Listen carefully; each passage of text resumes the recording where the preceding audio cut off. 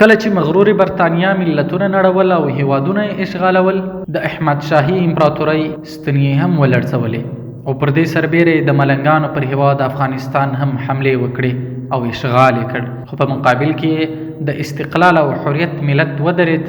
د ډیرو قربانیو څخه وروسته اشغال د شکست پر درشل درولې وو.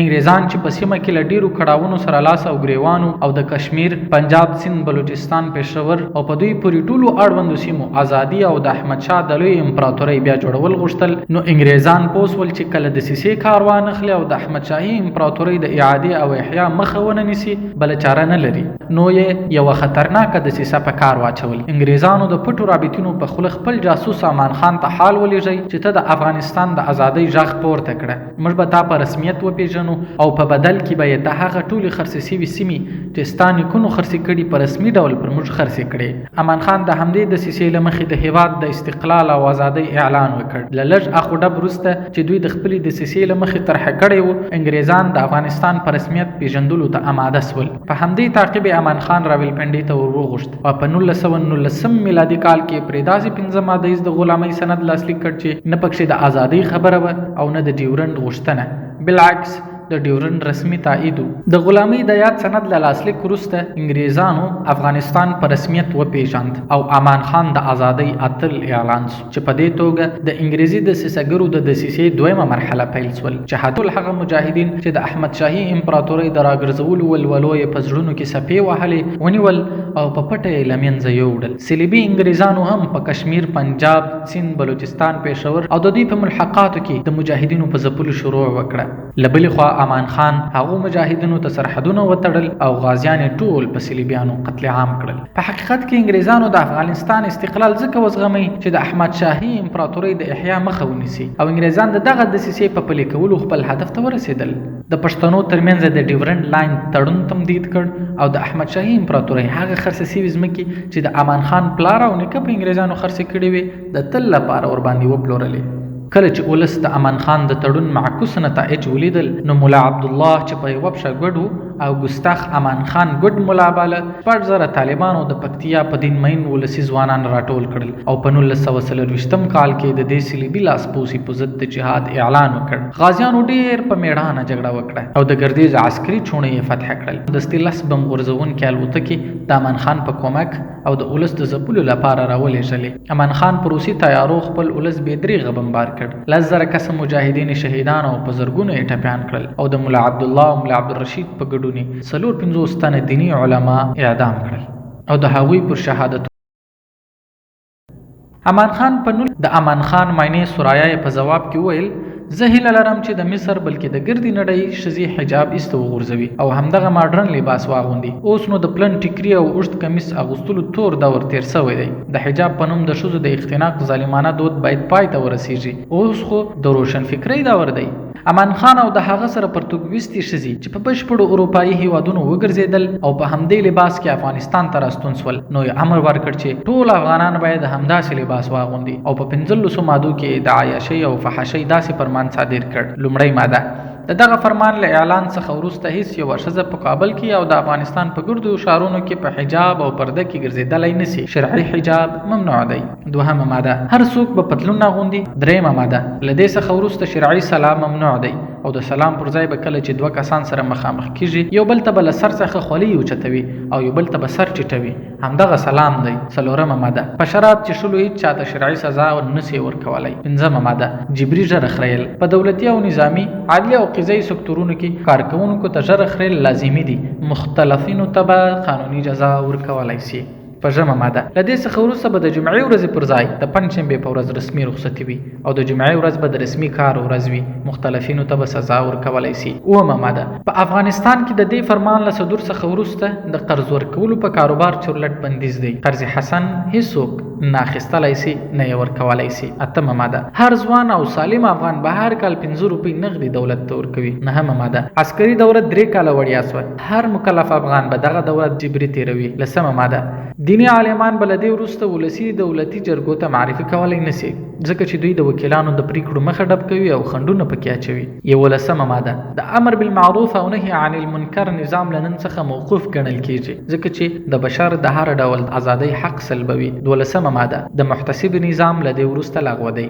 13مه ماده د دیوبند دارالعلوم په علماو او فارغینو افغانستان ته پرتلو مطلق بندیز دی په داسې ډول چې په افغانستان کې به نه تدریس کولای شي، نه فتوا ورکولای شي او نه خطبه، امامت او وعظ کولای شي. 14مه ماده په افغانستان کې د پیرۍ او مریدۍ لړۍ بند او لنګرخانې موقوفې دي. 15مه ماده هیڅ یو دیني عالم له شهادت نامې لرلو او د دولت له اجازې پرته وعظ، تدریس او خطابت په افغانستان کې نشي کولای. لدې واضح کفر څخه وروسته دیني علماو نو حبیب الله بچا څقاوي را او د امان خان د دربار ځنې درباري ملایانو چې بیا وروسته د نادر ملګري سول سقاو امیر المؤمنین وبله او بیعت ورسره وکړ او د کابل تخت د یو جوړجاړي په ترڅ کې ور وسپارئ او د عیاش امان خان حکومت یې را وپرځوئ.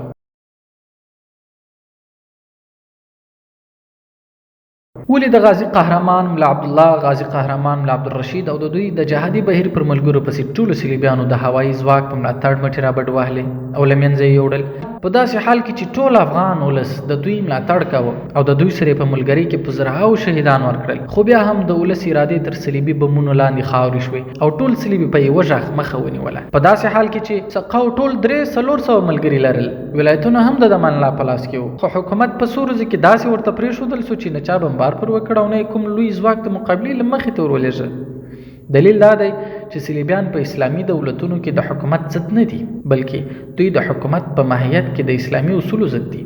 دوی نه غواړي چې اسلامي حکومت د ملا عبدالله یا ملا عبدالرشید غوندې آزادو دیني علماو په لاس کې وي، ځکه چې داسې کسان دوی ته سر نه ټیټوي او د شریعت پرونه کې سوچه شرعي نظام جوړوي چې داسې نظام په دنیا کې د خالصو مسلمانانو لپاره د مرکزیت حیثیت غوره کوي او په نتیجه کې اسلامي خلافت په ټوله اسلامي خاوره کې بیا راژوندی کیږي چې دا د احمدشاهي امپراتوری د راژوندی کېدو په پرتله خورا خطرناکه ده. صلیبیان دا خبر په هیڅ حالت کې نشي زغملی او د سقاو په څیر اشخاص کله ځلې حکومتونه ړنګ کړي که شل ځله خپل استعداد نه لري، نو صلیبیان په دې ښه پوهیږي په مستقیم او یا غیر مستقیم ډول استعمالولی شي. ویره ولي په راولپنډي کې د امان الله د دې خبره پکې شته او نه د ازادۍ عمل، نو ولې امان خان غازی او د ازادۍ اخیستونکی وبلل شو؟ صلیبیانو د سترې دسیسې د ازادۍ نوم ځکه ورکړ چې امان الله د افغانستان ملت ته یو قهرمان معرفي کړي. لکه څنګه چې هر ملت خپل قهرمان ته درناوی لري، نو دوی غوښتل چې په دې چل د امان الله په مقابل کې ملت آرام کړي او خپل ټول کفري قوانین پرې تطبیق کړي. کنه نو اول خو په دې تړون کې د ازادۍ او یا د نیول سویو سیمو راګرځول نه دي یاد سوي، خو بیا هم که د ازادۍ تړون وګړو نو ازادي د 3 کالو لپاره وي. لنډه دا چې امان الله نه کومه ازادي اخیستې او نه د ازادۍ کوم تړون کړی، ملت تل آزاد دی او لاسپوڅي تل غلامان دي. 3 ولې امان الله د دیوبند په علماو بندیز ولګوي؟ آیا د له صلیب سره دښمني لرل؟ که داسې وای نو ولې صلیبیان راوستل او د دولت په مهمه پوستونو یې د متخصصینو او مشاورینو په توګه وګمارل؟ د دې څخه معلومیږي چې دا د امان الله نه بلکې د صلیب هغه زړه دښمني ده چې له آزادو دیني مدارسو سره لري. صلیبیان غواړي چې دیني مدارس په دولت کې رسمي کړي او بیا د خپلو لاسپوڅو په توسط د دغو رسمي مدارسو د مدرسینو ژبه په خپله قبضه کې واخلي او هغسې استعمال کړي چې دوی یې غواړي. د دسیسو په دغه خطرناک دور کې علماو ملت ویښ وساتئ، قربانۍ ورکړي، صلیبیان یې وځپل، خو په دې وجه چې د دوی ترمنځ هم آهنګي موجوده نه وه او هم سرپرسته شورا نه درلوده، نو په دې اساس د دوی د مشرانو د شهادت په صورت کې مجاهدینو خپل یووالی د لاسه ورکړ، نوی مشر یې ونه سوی ټاکلی. په همدې وجه صلیبیانو خپل لاسپوڅي نصب کړل، د جهاد اهداف یې له منځه یوړل، نه خو شریعت پلی سو او نه اسلامي نظام قایم سو. تاریخ په کتابونو کې حبیب الله ته سراج الملت والدین، امیر حبیب الله خان، امیر شهید او داسې نور لقبونه ورکړل شوي دي، خو د چې صلیبیان د متخصصینو په نامه په خپلو ادارو کې مقرر کړي یا د افغانستان د خرڅولو معاهدې بیا امضا کړي او یا علما شهیدان کړي، دا د وخت غوښتنه او د مجبوریت بلل شوی. همداراز د تاریخ په کتابونو کې امان الله ته د غازی امان الله خان، رون اندي، د افغانستان د ازادۍ مؤسس او داسې نور لقبونه ورکړل شوي دي، خو د صلیبیانو سره د ډیورنډ او نورو معاهدو بیا لاسلیک خو په بله بڼه د شاهکاري ښودل شوې، د علماو قتل عام د پرمختګ د لارې د خنډونو د له منځه وړل ښودل شوي، د خپلې ښځې بې حجابي د روشن فکري ښودل شوې، خو بل خوا د تاریخ په کتابونو کې غازی قهرمان ملا عبدالله، ملا عبدالرشید او نور د اسلام د شمع پتنګان، د انګریز ایجنټان، توطیه‌ګر، اغتشاشګر او د پرمختګ د لارې خنډونه بلل شوي. تاریخ وګورئ، قضاوت پخپله وکړئ. د ایمان یوټیوب چینل درنو کتونکو، خپل اتلان وپېژنئ. امان خان د صلیب اوله درجه غلام، امان خان د مجاهدینو قاتل، د اسلام سرسخت دشمن او په افغانستان کې د عیاشۍ او فحاشۍ بنسټ ایښودونکی و. امان خان خو د سیکولریزم پلار و. امان خان له اروپا څخه له راستنېدو وروسته سمدستي خپل نوم له امان الله څخه مستقیم امان خان ته رالنډ کړ. امان خان د افغانستان د استقلال اتل نه دی. افغانستان د افغان مجاهدینو په قربانیو آزاد شوی دی. امان خان خو له انګریزانو سره دسیسه جوړه کړې وه او د احمدشاهي امپراتورۍ د قیام او بیرته راګرځېدو مخه یې له خپل بادار سره څنګ پر څنګ ونیول. داسې خیانت یې کړی چې تر نن ورځې پورې افغانان ښکار دي. خپل اتلان وپېژنئ. د ایمان یوټیوب چینل درنو لیدونکو، هیله ده زموږ نننۍ خپرونه به مو خوښه شوې وي. ویډیو لایک کړئ، ایمان یوټیوب چینل سبسکرایب کړئ، دا ویډیو او ایمان یوټیوب چینل د خپلو نورو ملګرو سره شریک کړئ. مننه. السلام علیکم ورحمة الله وبرکاته.